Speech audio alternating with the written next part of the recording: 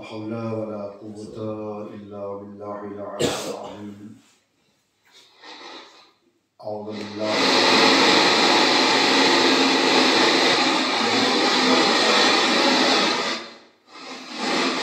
بسم الله الرحمن الرحيم.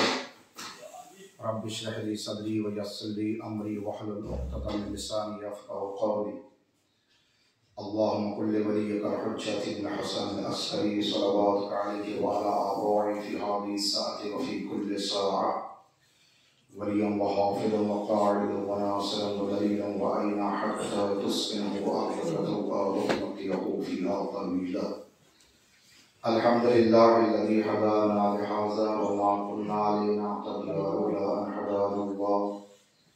لقد جاءت رسل ربنا بالحق. الصلاة والسلام تحية والإكرام على بشر النذير وسراج المنير على رسول ثقلين محبوب يا رب المشرقين والمغربين جد الحسن والحسين مولانا ومولى الثقلين والقاسم محمد. اللهم صل على محمد وآل محمد وآل الطيبين الطاهرين المعصومين المظلومين المنتجبين المكرمين ولعنة الله على أعدائهم وغاصب حقوقهم ومنكر فضائلهم أجمعين. أما بعد، لقد قال رسول الله صلى الله عليه وآله وسلم: فاطمة بضعة مني سارة. اللهم صل على محمد وآل محمد. আল্লাহ রাব্বুল আলামিনের জন্য, যেহেতু এই দিনগুলি আইয়ামে আযায়ে ফাতিমিয়া, নবীর একমাত্র কন্যা খাতুনে জান্নাত হযরতে ফাতিমা জাহরা সালাওয়াতুল্লাহ আলাইহা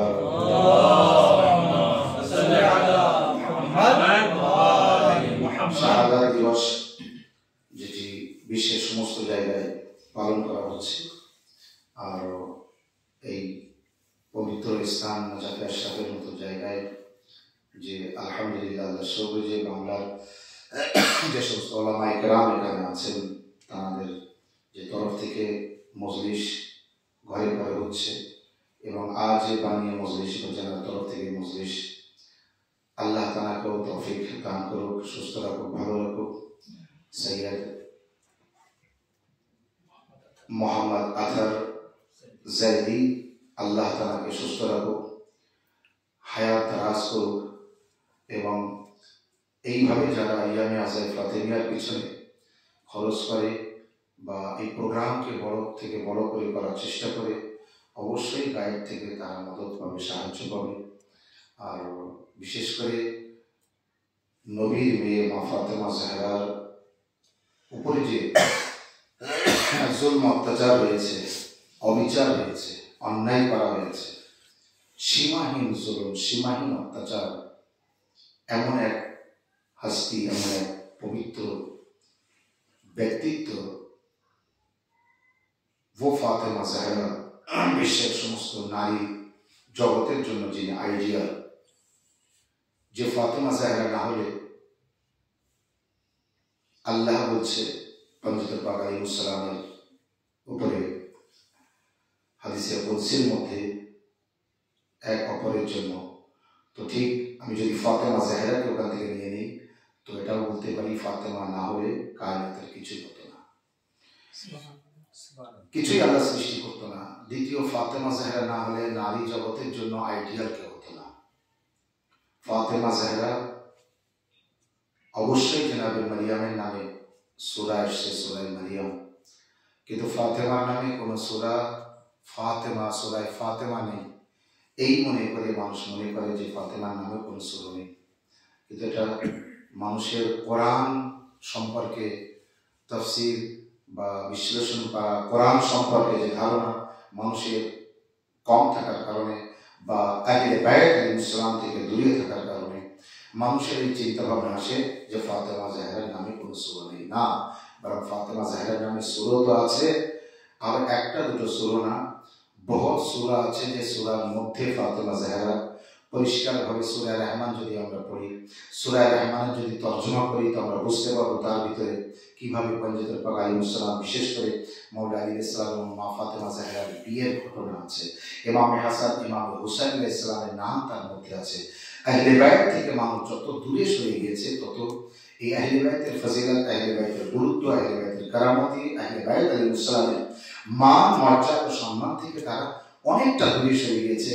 যার জন্য কোরআন পড়েছে পাক না পাক বুঝতে পারেনি, কোরআন পড়েছে হালাল হারাম বুঝতে পারেনি, কোরআন পড়েছে সত্য মিথ্যা বুঝতে পারেনি, কোরআন পড়েছে কারা আহলে বাইত আর কারা আহলে বাইত না এটা বুঝতে পারেনি। যারা আহলে বাইত না তাদেরকে আহলে বাইত বলেছে, যারা আহলে বাইত তাদেরকে আহলে বাইত থেকে দূরে সরিয়ে দিয়েছে।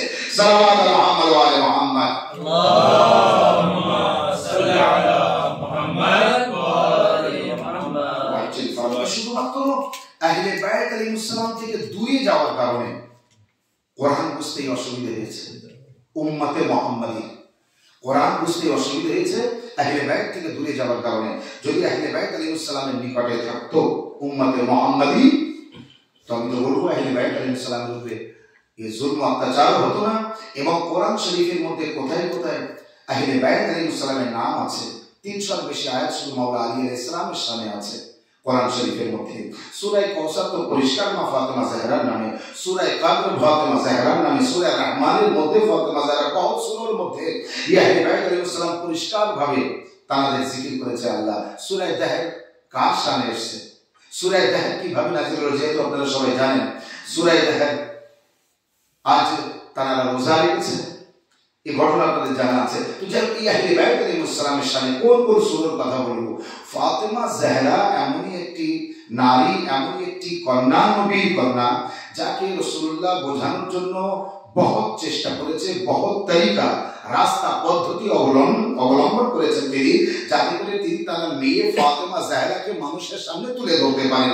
যেমন মসজিদে নববীতে মেম্বারে ছিলেন, খুতবা দিচ্ছিলেন, ইমাম হুসাইন আলাইহিস সালাম আসতে গিয়ে পড়ে গেলেন, ঠিক আছে পড়ে যেতে পারে, কিন্তু রাসূলুল্লাহ কাউকে বলতে পারতেন যে পড়ে গিয়েছে আমার নাকে একটু তুলে দাও, বা ঠিক আছে পড়ে গিয়েছে ওঠো বসো, অথবা কাউকে বলতেন তুলে আন এখানে পাশে বসাও। কিন্তু রাসূলুল্লাহ কি করলেন আপনারা সবাই জানেন, যে রাসূলুল্লাহ মেম্বার থেকে নামলেন, সেখানে গেলেন যেখানে হুসাইন পড়ে গিয়েছিলেন, সেখানে যে হুসাইনকে তুললেন মেম্বারে আনলেন, পরিষ্কার ভাবে খুতবা পাল্টে গেল, খুতবা বদলে গেল। কি নামাজে, কি রোজা, কি হজ, কি যাকাত, কি বিষয় বলছিলেন, নিচে হুসাইন হুসাইন করছিলেন না, কিন্তু যেই নাকি হুসাইন পড়ে গেল, রাসূলুল্লাহ হুসাইনকে তুলে এনে খুতবা পাল্টে গেল, খুতবা পরিবর্তন হয়ে গেল। হুসাইনের দুই বাজু ধরে উঁচু করে বলেন, আইয়ুহান নাস হাযা হুসাইন ফারিফু, হে মানুষ সকল তোমরা জেনে নাও এই আমার হুসাইন। ইয়া আমি বলবো ইয়া রাসূলুল্লাহ, ইয়া নবী আল্লাহ, ইয়া হাবিবাল্লাহ, কি আপনি উম্মতি জানে না আপনার হুসাইন, এই হুসাইন আছে না নেই, এর নাম কি, মানে নাম কি আছে, আপনার এই নাতির নাম কি আছে, এই নাতির পরিচয় কি আছে, নানা নাতির সম্পর্ক আছে না নেই, ওই ছেলেটা ওই বাচ্চাটা যে পড়ে গিয়েছে আপনার সাথে কি সম্পর্ক, কি এই মসজিদের ভিতরে যারা আছে তারা জানে না? অবশ্যই তারা জানে, কিন্তু রাসূলুল্লাহ বোঝাতে চেয়েছেন দেখো আমি হুসাইনের মারিফত তোমাদেরকে দিতে যাচ্ছি, তোমরা যে হুসাইনকে চেনো, এই হুসাইন সে হুসাইন না, আমি যে হুসাইনকে চেনাতে যাচ্ছি হুসাইন সেই হুসাইন। সাল্লাল্লাহু আলা মুহাম্মদ ওয়া আলি মুহাম্মদ, আল্লাহুম্মা সাল্লি আলা মুহাম্মদ ওয়া আলি মুহাম্মদ। আমি যে হুসাইনকে চেনাতে যাচ্ছি, এবার আমি বলবো ইয়া রাসূল আপনি কোন হুসাইনকে চিনিয়েছেন? তো আল্লাহর নবী বলবেন দেখো আল্লাহর বিনা হুকুমে আমি কিছুই করি না, আল্লাহর বিনা নির্দেশে আমি কিছুই করি না, আল্লাহর নির্দেশ হয় ওহী হয় তারপরে আমি করি। তো আমি যখন মেম্বারে বসে যা বলছিলাম আল্লাহর নির্দেশে বলছিলাম, কিন্তু হোসাইন পড়ে যেতেই কি হলো আল্লাহর নির্দেশ, আমি মেম্বার থেকে নামলাম, হোসাইনকে তুললাম। রাসূলুল্লাহ বোঝাতে চেয়েছেন উম্মতে মুহাম্মাদীকে আমার কলেমা পড়লে শুধু হবে না, আমাকে চেনো, আমার হোসাইনকে চেনো, আমি যাকে চেনাচ্ছি তাকে চেনো। কি না আমি মেম্বারে ছিলাম আল্লাহর হুকুমে, মেম্বার থেকে নেমে হোসাইনকে তুললাম কার হুকুমে? উম্মতকে কি বোঝাচ্ছেন? হোসাইনকে যে আমি তুলেছি কার হুকুমে, মেম্বারে এনেছি কার হুকুমে, হোসাইনের বাজু ধরে উঁচু করলাম কার হুকুমে, এবং এটাও করলাম এই আমার হোসাইনকে তোমরা চিনে নাও। মানে যতক্ষণ হোসাইন না এসেছে ততক্ষণ দিন বুঝিয়েছে, এবার যে হোসাইন এসেছে তখন আসল দিনকে রাসূলুল্লাহ বুঝিয়েছে। আসল দিন কাকে বলে, আসল শরীয়ত কাকে বলে? এক। দুই, যখন রাসূলুল্লাহ মসজিদে নামাজ পড়ছিলেন আর ইমাম হুসাইন আলাইহিস সালাম যে পিঠের উপরে বসেছিলেন, এ হলো কিভাবে? যতক্ষণ না তিনি ইমাম হুসাইন আলাইহিস সালাম নিচে এসেছেন, ততক্ষণ রাসূলুল্লাহ সুবহানাল্লাহ সুবহানাল্লাহ সুবহান রাব্বিল আলা ওয়া বিহামদি বলতেই গিয়েছেন। কারণ উম্মতে মুহাম্মাদি যারা রাসূলুল্লাহর পিছনে নামাজ পড়নেওয়ালা নামাজ পড়ছিলেন, তাদেরকে আল্লাহর তরফ থেকে দেখানো হচ্ছিল আসল নামাজ কাকে বলে। নামাজ তো পড়ো, কিন্তু নামাজের আয়না তোমাদেরকে দেখাতে চাচ্ছি। দ্বীন ইসলামের আয়না বারবার দেখিয়েছেন। কখনো মাওলা আলী ইসলামকে সামনে এনেছেন, কখনো হাসানকে সামনে এনেছেন, কখনো হুসাইন ইসলামকে সামনে এনেছেন, কখনো ফাতেমা জাহরাকে সামনে এনে ইসলামের আসল আয়নাকে দেখিয়ে দিয়েছে। ইসলামকে তো চিনেছো, কিন্তু ইসলামের আসলটা তোমাদের চেনাতে চাই।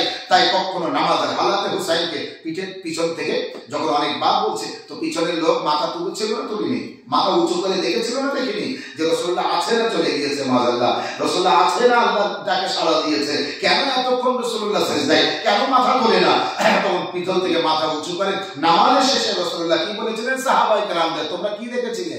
বলে হুজুর আমরা দেখছিলাম কি আপনি আছেন না গিয়েছেন। তো বলে দেখলে কি? বলে দেখলাম হুসাইনকে। বলে এইটাই তো নামাজের ভিতরে দেখেছো না? তো কখনো যেন মনে করো না নামাজের ভিতরে যদি আহলে বাইতের নাম আসে নামাজ বাতিল হবে না, বরং নামাজ আরো কায়েমই হবে। সাল্লাল্লাহু আলাইহি ওয়া সাল্লাম। আল্লাহুম্মা সাল্লি আলা মুহাম্মাদ ওয়া আলি মুহাম্মাদ। এইভাবে ফাতেমা জাহরাকে চিনিয়েছেন। ফাতেমা জাহরার মারিফত তিনি বুঝিয়েছেন। ফাতেমা তো বাতাতু মিন্নি, ফাতেমা আমার টুকরা, আমার অংশ, আমার দুধ আছে ফাতেমা।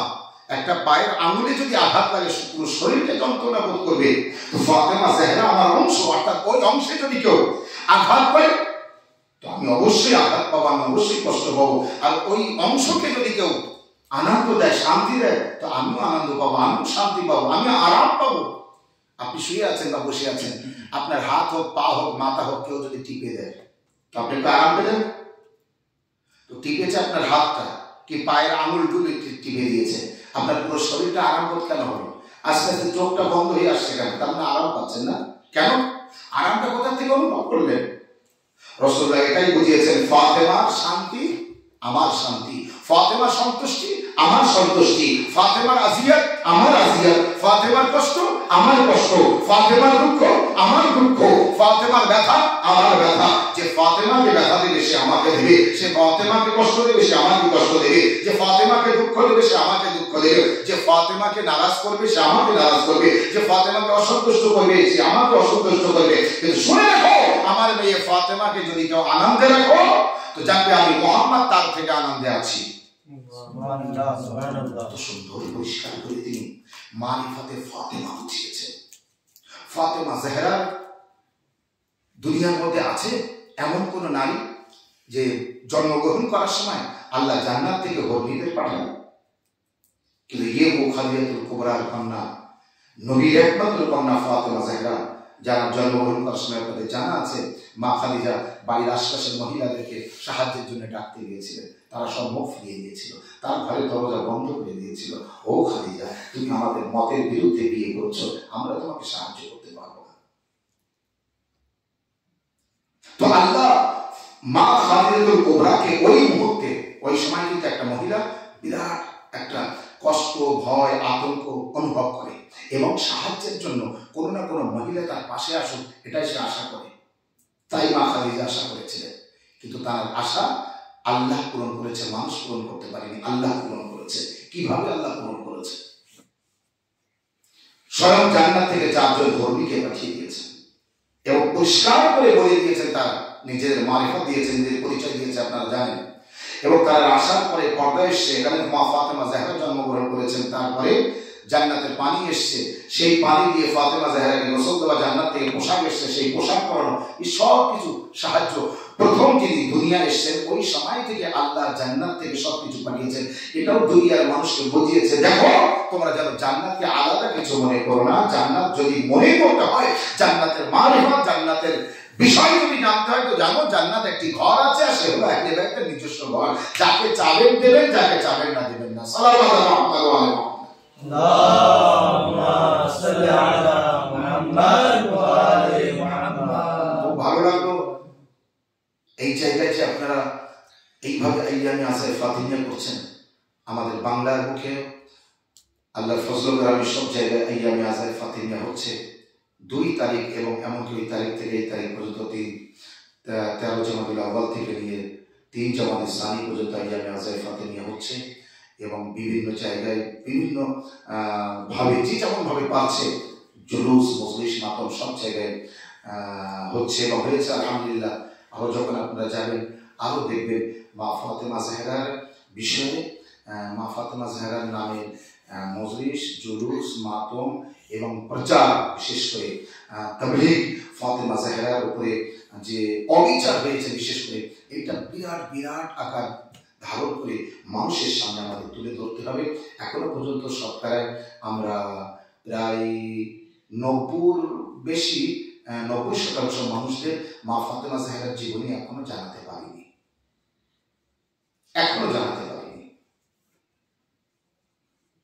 আমাদের ভিতরে বলছি, আর বাইরে তো কেউ জানে না। কেন জানাতে পারিনি বলছি? মা ফাতেমা জাহরার নাম জানাই মানে ফাতেমা জাহরার মারিফাত অর্জন করা না। মা ফাতেমা জাহরার নামে মজলিস মাতম মানে মা ফাতেমা জাহরার অনুসরণ করা না।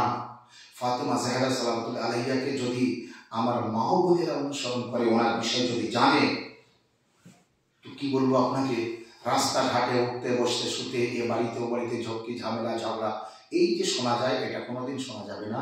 ফাতেমা জাহরা যখন মেয়ে, তখন কিভাবে বাপের ঘরে থেকে একটা মেয়ে থাকতে হয় সেটাও দেখিয়েছেন। ফাতেমা জাহরা যখন স্ত্রী, তখন কিভাবে স্বামীর ঘরে যে একটা স্বামী স্ত্রী গরিব সংসার, অসহায়, বিরাট কষ্ট, খাওয়া হয় না, পোশাক ভালো নেই, ছেঁড়া জামা, এই ছেঁড়া পোশাক এবং পুরানো পোশাক, একটাই চাদর, একটাই পোশাক আছে, এরকম পোশাকে কিভাবে স্বামীর ঘর করতে হবে সেটাও ফাতেমা জাহরা বুঝিয়ে দিয়েছেন। তারপরে ফাতেমা জাহরা যখন সন্তান হলো, ওই অসহায় গরিব ঘরে কিভাবে একটা মা হয়ে সন্তান মানুষ করতে হয় এটাও মা ফাতেমা জাহরা বুঝিয়ে দিয়েছেন। আমরা যদি আমাদের মা ও বোনদেরকে ঠিকভাবে বোঝাতে পারি এটা, তো যদি একদিন না দুদিন না 3 দিন 4 দিনও সেই বাড়িতে আমার মা বোনের অভাব হয়, অনটন যায়, কষ্ট হয়, ঈদের দিনে হোক, যে কোনো আনন্দের দিনে হোক, পোশাক না আসে, তো যে ঝগড়া ঝামেলা হয়, এই ঝগড়া ঝাঁটিগুলো হতে পারে না। কিন্তু এগুলি কেন হচ্ছে? এখন মারিফাতে ফাতেমা জাহরা সব ঘরে পৌঁছাতে পারেনি, যায়নি এখনো। দ্বিতীয় গো ফাতেমা জাহরা যারা চাদরের মুজিজা, বাড়িতে কিচ্ছু নেই, মওলা আলাইহিস সালাম এসেছেন, আসার পরে বলছে ফাতেমা কিছু খাবার আছে? বলে না, এদের বাড়িতে কিচ্ছু নেই, রান্না হয়নি, কিছু নেই, তুমি তো জানো। তো বলে তাহলে কি করা যাবে? ফাতেমা জাহরা বলেন একটা কাজ করো, আলী আমার চাদরটা নিয়ে যাও, নিয়ে কারোর কাছে রেখে কিছু নিয়ে এসো, ওটাই নিয়ে বাজার ঘাট করে খাবো, তারপর তুমি কাজ করে আবার তার সেগুলি দিয়ে আবার চাদরটা নিয়ে এসো। তাই মওলা আলাইহিস সালাম মা জাহরা ওই চাদরটি নিয়ে যাচ্ছিলেন। একটা ইহুদি দরজার পাশ দিয়ে দরজা খুলতে আর এটা দেখলো, দেখার পরেই বলছে দাঁড়া দাঁড়া দাঁড়া দাঁড়া, বলে সোজা নিজের বাড়ির ভিতরে গিয়ে ঘরের ভিতরে যা যে প্রস্তাব ছিল সেই প্রস্তাবটি পড়লেন। পড়ার পরে দৌড়ে আসলেন যে এই চাদরটি কতটা দিলে আমার এই চাদরটি দিলে? তো মওলা আলাইহিস সালাম বললেন বাস সামান্য এইটুকু আমার হলে যথেষ্ট, বাস 1 সাজের মতো আমার বাড়িতে রুজি রুটির ব্যবস্থা করতে পারি, এতটা দিলে, তারপর ওইটা দিয়ে আবার নিয়ে নেবো। ঠিক সেইভাবে সে দিয়েছে, চাদরটা নিয়ে সে নিজের ঘরে রেখে দিয়েছে। আলী আলাইহিস সালাম নিয়ে বাড়িতে আসলেন, কিন্তু নিজের ঘরেতে রাখার পর তিনি তার স্ত্রীর সাথে বলতে ভুলে গিয়েছিলেন। রাতের অন্ধকারে স্ত্রী নিজের এক কামরা থেকে ওই কামরায় কিছু নিতে যান, যাওয়ার পরে দেখেন যে সেই সাল্লাল্লাহু আলাইহি ওয়াসাল্লাম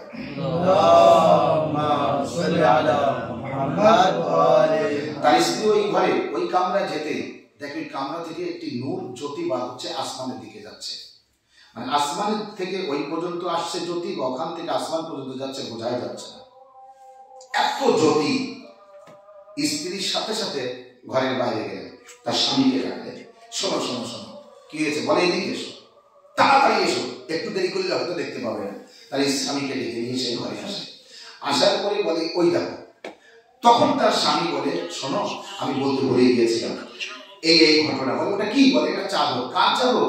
বলে ওটা হযরত আলী নিয়ে যাচ্ছিল, ওনার স্ত্রীর চাদর, তাই আমি নিয়ে ওখানে রেখে দিয়েছি, ওর সামান্য পয়সার দরকার ছিল, আমি দিয়েছি।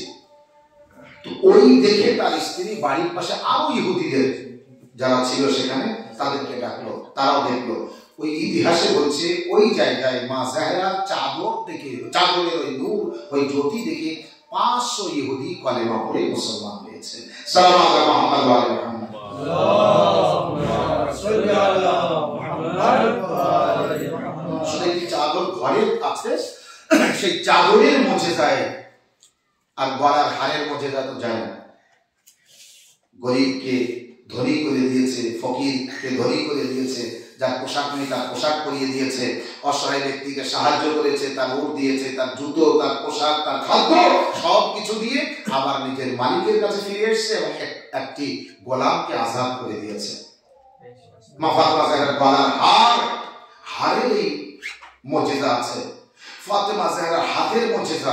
ফাতেমা জাহরা যেমন রাসূলুল্লাহ পরিষ্কার বলেছে না, ফাতেমা আমার অংশ, রাসূলুল্লাহ যেমন মুজিজা আছে ফাতেমা জাহরার তেমন মুজিজা থাকবে। কিন্তু আপনি ভাবতে পারেন যে ফাতেমা জাহরার এই কেরামতি, এই মুজিজা আমার এলাকার বা যে কোনো এলাকার যে কোনো জায়গার সমস্ত মানুষ জানে না, মানে না, বিশ্বাস করে না, এতটা তাদের জানা নেই। এবং ফাতেমা জাহরা যে এত কিছু এটাও মানুষের জানা নেই। কারণ আহলে বাইত আলাইহিস সালামের ভিতর থেকে আপনি জানেন কি রাসূলুল্লাহকে দুজনকে আনতে যেতে হয়েছিল 14 মাসুম আলাইহিস সালামের ভিতরে, দুজনকে 14 জনের ভিতরে দুজনকে আনতে যেতে হয়েছে। এক মাওলা আলী আলাইহিস সালামকে 13 রজব যিনি কাবা ঘরে এসেছেন, তো 16 রজবে কাবা ঘরে আনতে যেতে হয়েছিল রাসূলুল্লাহকে। যতক্ষণ রাসূলুল্লাহ না গিয়েছেন মাওলা আলী আলাইহিস সালাম কাবা ঘর থেকে ঘরে আসেননি, নিজের বাড়িতে আসেননি। আর ফাতেমা জাহরাকে আনতে মেরাজে যেতে হয়েছে। সাল্লাল্লাহু আলাইহি ওয়া সাল্লাম। আল্লাহুম্মা সাল্লি আলা মুহাম্মাদ ওয়া আলি মুহাম্মাদ। ये वो फातिमा जहरा नूरे फातिमा আনার জন্য আপনারা জানেন ইতিহাস যে ওখান থেকে যখন ডালিম ফল নিয়ে এসেছে এবং আলগানা করে দুইজনে খেয়েছেন, মা খাদিজাকে আলগানা দিয়েছিলেন এবং নিজে আলগানা খেয়েছিলেন। তারপরে কিন্তু মা খাদিজাতুল কুবরার গল্পে ফাতিমা জাহরা আসে। তো এই ফাতিমাকে আনতে যেতে হয়েছে। নূর 14 মাসুম আলাইহিস সালামের নূর সৃষ্টি বহুত আগে। ये সব কিছু কায়নাতে যা কিছু সৃষ্টি হয়েছে তার 70,000 বছর আগে আল্লাহ যে 14 মাসুম আলাইহিস সালামের নূরকে সৃষ্টি করে রেখেছিল। কিন্তু পরপর যখন এসেছে আদম আলাইহিস সালামের থেকে একের পর এক মানুষ আস্তে আস্তে আখেরি যখন নবী এসেছেন, মানে আব্দুল মুতালিব থেকে আব্দুল্লাহ আবু তালিব থেকে যে আস্তে আস্তে যে 14 মাসুম আলাইহিস সালাম এসেছে, এই 14 জনের ভিতর থেকে একজন 13 জনকে পাঠিয়েছে আর একজনকে পাঠায়নি। সেই নূর রাখা ছিল। রাসূলুল্লাহকে যেতে হয়েছে, তারপরে সেই ডালিম ফল আনতে হয়েছে, খেতে হয়েছে, তারপরে নূরে ফাতেমা জাহরা তারা মায়ের গর্ভে এসেছেন। ये फातिमा जहरा যখন জন্ম বা ফাতেমা জাহরার পুরো ইতিহাস আপনাদের জানা আছে। वो फातिमा জাহরার ঘরকে বলি এবার, যে ঘরে এত অত্যাচার হয়েছে, এত জুলম হয়েছে, এত অন্যায় অবিচার হয়েছে। আর যদি মানুষ জানে একবার, আল্লামা ইকবাল স্বয়ং বলেছে যে আল্লাহ যদি হুকুম দিত আমার, বা আল্লাহ যদি নারাজ না হতো, তো আমি কাবা ঘরের তাওয়াফ না করে ফাতেমার ঘরে তাওয়াফ করতাম। ফাতেমার ঘরে তাওয়াফ করতাম, কিন্তু আল্লাহ নারাজ হবে, আল্লাহর অর্ডার নেই, আল্লাহর হুকুম নেই। আল্লাহ যদি নারাজ না হতো, ঠিক আছে কাবা ঘরের তাওয়াফ আছে করে করতাম, কিন্তু আরেকটি ঘর আছে যে ঘরের তাওয়াফ করা যেত যদি আল্লাহ হুকুম দিত, যদি আল্লাহ নারাজ না হতো। আমি কাবা ঘরের তাওয়াফ না করে বলেছি আমি ফাতেমা জাহরার ঘরের তাওয়াফ করতাম। এবং আল্লামা ইকবাল এটাও বুঝিয়েছে দুইটি ঘর আছে। এই দুইটি ঘর এমনই পবিত্র ঘর, দুনিয়ার মধ্যে যত পবিত্র ঘর আছে সমস্ত ঘরের উপরে এই দুইটি ঘর। এই দুইটি ঘরের ভিতরে কোন ঘরকে এগিয়ে নিয়ে যাওয়া হয়েছে? বলছে কাবা এমনই একটি ঘর যেখানে মানুষ আসে তাওয়াফ করতে। কাবা এমনই একটি ঘর যেখানে ফেরেশতা ঝাড়ু দিতে আসে না, মানুষ ঝাড়ু দেয়, মানুষ পরিষ্কার করে, মানুষ তাওয়াফ করে, মানুষ সিজদা করে, মানুষ মানে এখানে আসে। কিন্তু ফাতেমা জাহরার ঘর এমন একটি ঘর যে ঘরে ঝাড়ু দিতে কখনো জিবরাইল আসে, যে ঘরে ঝাড়ু দিতে রাসূলুল্লাহকে অনেকবার জিবরাইলের সাথে দেখা হয়েছে। রাসূলুল্লাহ জিজ্ঞাসা করেছে, জিবরাইল তুমি তো আমার কাছে আসোনি, ওহী নিয়ে আসোনি, আমার সাথে দেখা হয়নি, রাস্তায় দেখা হলো তোমার সাথে, তুমি কোথায় গিয়েছিলে? বলে আমি ফাতেমার ঘরে ঝাড়ু দিতে এসেছিলাম। কখনো দেখা হয় তো রাসূলুল্লাহ জিজ্ঞাসা করেন, জিবরাইল তুমি কোথায় গিয়েছিলে, আমার কাছে তো আসলে দেখা হয়নি। তো বলে ফাতেমা জাহরা রান্না করতে করতে হোসাইন কাঁদছিল, তো হোসাইনের ঝুলা গিয়েছে, রান্না উনুন মিলিয়ে যাচ্ছিল, তো আমি উনুন জাল দিতে এসেছিলাম। কখনো রাসূলুল্লাহর সাথে জিবরাইলের দেখা, জিবরাইল তুমি কোথায় এসেছিলে? বলে ফাতেমা জাহরা রান্না করছিল, আর ওদিকে হোসাইন ঘুমাতে যে ঝুলায় ছিল, কাঁদছিল, তো আমি ঝুলাতে এসেছিলাম। তো জিব্রাইলের মতো ফেরেশতা যাকে দেখা দিয়েছে বারে বারে ফাতেমা জাহরার ঘরে আসতে, কখনো জিব্রাইল কখনো মিকাইল, কোন ফেরেশতাকে দেখবেন। এমনকি জান্নাতের ফেরেশতাও এসেছে, কি নিয়ে এসেছে? হাসান হুসাইনের দর্জি বলতে হয়েছে, ভক্ত হয়েছে। কে তোমরা, কারা তোমরা? পোশাক নিয়ে এসছো। কিন্তু কি বলেছে? আমরা ফেরেশতা না, বরং এটাই বলতে হয়েছে আমরা হাসান হুসাইনের দর্জি। এ দর্জি কেন বললো ফেরেশতা? ফাতেমার মুখ দিয়ে বার হয়েছিল বেটা, ফাতেমা কি বলেছিলেন? বেটা হাসান হুসাইন, আম্মা আমাদের পোশাক কোথায়? তো বলে দর্জির কাছে আছে। এই যে ফাতেমার মুখ দিয়ে বার হয়েছে দর্জি, এবার যেই আসুক না কেন এই ঘরে দর্জি হয়ে আসতে হবে। আল্লাহ বলে ফেরেশতা যাও হাসান হুসাইনের পোশাক নিয়ে যাও। যদি ফাতেমা জিজ্ঞাসা করে কে, খবরদার যেন বলো না আমরা ফেরেশতা। ওই ঘরে যখনই যাবে নিজেকে ছোট করবে আর বলবে আমরা দর্জি হয়ে এসেছি। সাল্লাল্লাহু মুহাম্মদ ওয়া আলি মুহাম্মদ, আল্লাহুম্মা সাল্লি আলা মুহাম্মদ ওয়া আলি মুহাম্মদ। আমরা দর্জি হয়ে এসেছি। হাসান হুসাইন ছোট করবো, ও হাসান হচ্ছে খালি না বলবো তো এখনো 5 মিনিট পরে আজান। মাশাআল্লাহ, সাল্লাল্লাহু আলাইহি ওয়া সাল্লাম। আজান শুরু হলে বলে দেবে মা, মানে আসবে। তো ফাতেমা জাহরার ঘরকে বুঝিয়েছেন। দেখুন, যখনই কিছু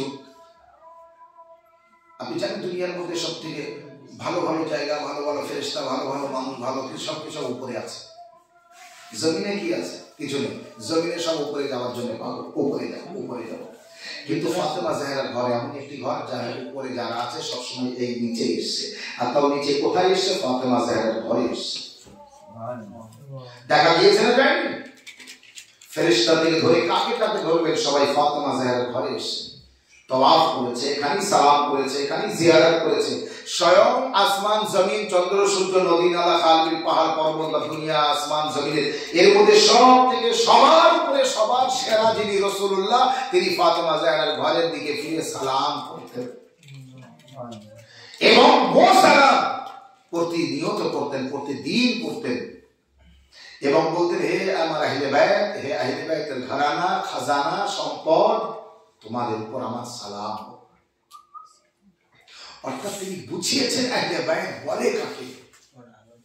আর এই যে আহলে বাইত, এ কিন্তু এসছে ফাতেমার নবীর ঘরানাকে আহলে বাইত বলা হচ্ছে, কিন্তু সে আহলে বাইত যে নবীর ঘরানা, সে এসছে ফাতেমা জাহরা থেকে। আজ ফাতেমা জাহরার মর্যাদা দেখুন। কারো হিম্মত আছে কবরে গিয়ে বলবে? যেই প্রশ্ন হবে মান নবীও কা, তোমার নবীকে, যদি ফাতেমা জাহরা বলেন আমার বাপ, কিন্তু কেউ এই কথা বলতে পারবে আমার বাপ? কারো হিম্মত আছে? দুনিয়ার মধ্যে যদি কেউ বলে আমার পিতা নবী, আমার পিতা শেষ নবী, আখেরি নবী, কারণ আগেকার নবী আর শেষ নবীর মধ্যে পার্থক্য দেখুন। আগেকার নবীরা কি বলেছেন? হে আল্লাহ, আমাকে নবী না বানিয়ে শেষ নবী যদি উম্মতি না বানান। আমি নিজেকে ধর্ম মনে করতাম, শেষ নবীর উম্মতি বানান বহন নবী করেছে পূর্বে সেই রাসূলুল্লাহর মেয়ে ফাতেমা। তাহলে নবীদের সেরা নবী, নবীদের সরদার নবী, সেই নবীর মেয়ে ফাতেমা। ওলিদের সেরা ওলি, ওলিদের সমস্ত আউলিয়াদের ওলি যিনি, সে মাওলা মুশকিল কুশার স্ত্রী ফাতেমা। আর সমস্ত বাদশার উপরে যিনি জান্নাতের বাদশাহ হাসান হুসাইন, তার আম্মা জান ফাতেমা। ফাতেমা জাহরার মর্যাদা বুঝুন। বাপের দিক দিয়ে, স্বামীর দিক দিয়ে, সন্তানের দিক দিয়ে কোন দিকে যাবে, কোথায় যাবেন? দুনিয়ার মধ্যে একজন ব্যক্তিকে দেখান, ছেলে হোক আর মেয়ে হোক, এতটা মর্যাদা। হ্যাঁ, আমার স্বামী, আমার বাপে, আমার সন্তানে। দুনিয়ার লোক পাগল জান্নাত জান্নাত করে, সেই জান্নাতের বাদশাহ হাসান হুসাইনের সন্তানদের জান্নাত কি বলছে? রাসূলুল্লাহ কি বলেছে? জান্নাত তোমার মায়ের পায়ের নিচে। জান্নাতের বাদশার জান্নাত তার মায়ের পায়ের নিচে। সালাওয়াত মুহাম্মদ ওয়া আলি মুহাম্মদ। আল্লাহুম্মা সাল্লি আলা মুহাম্মদ ওয়া আলি মুহাম্মদ। ভাবতে পারেন ফাতেমা কাকে বলে? মাওলা আলী মুশকিল কুশার স্ত্রী ফাতেমা, রাসূলুল্লাহর মেয়ে ফাতেমা, হাসান হুসাইনের আম্মা ফাতেমা, যায়নাব কুলসুম। সারা বিশ্বের মানুষ যদি একবার জনাবে যায়নাব ও জনাবে কুলসুম এনাদের জীবনীটা একটু জানে তো জানবে যে কেমন হাসতি, কেমন ব্যক্তিত্ব এনারা। তাদের আম্মা জান ফাতেমা জাহরা।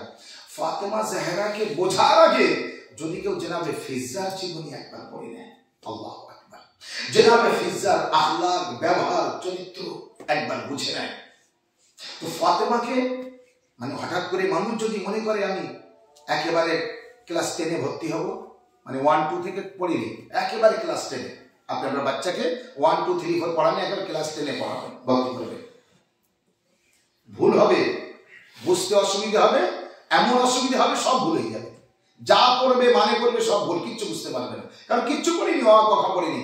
তাই আগে ডাইরেক্ট ফাতেমা জাহরাকে না বুঝে আগে ফাতেমা জাহরার ঘরের যে দাসী ফিজ্জার যদি জীবনী একবার দেখে, ফিজ্জার যদি জীবনী একবার পড়ে, যারা ফিজ্জাকে অনেক লোক টানা দিয়েছে, অনেক কষ্ট দিয়েছে। কি কষ্ট? ও ফিজ্জা, এত বড় বড় ঘর থাকতে, বড় লোকের বাড়ি থাকতে, তুমি গরিব ঘরে কি করো, যেখানে খাওয়া হয় না, থাকার জায়গা নেই, খাওয়া হয় না, রান্না হয় না, ওখানে না থেকে বাইরে এসো, আমরা ভালো ভালো ঘর দেবো, ভালো ভালো থাকার জায়গা দেবো, এই গরিব ঘরে কেউ থাকে? জনাবে ফিজ্জা বলেছিলেন আমি যে ঘরে আছি এরা গরিব না। তার মানে তোমরা কি মনে করো, তুমি কাদের কথা বলছো? আরে তুমি আমাকে গরিব বলতে পারো, তাও পারো? বলে তার মানে? বলে ওই যে পাহাড় দেখছো, বলে হ্যাঁ, বলে ওই পাহাড়কে যদি আমি সোনা হতে বলি, আমি বলি তো সোনা হবে, বাস এইটুকু বলেছে। সে ওই দিকে তাকিয়ে ফিজ্জাকে বলছে, ও ফিজ্জা ওই দেখো পাহাড় সোনা হয়ে গেছে। জনাবে ফিজ্জা বললেন পাহাড় আমি তোকে সোনা হতে বলিনি, অবশ্যই বোঝাচ্ছিলাম, আমি অবশ্যই।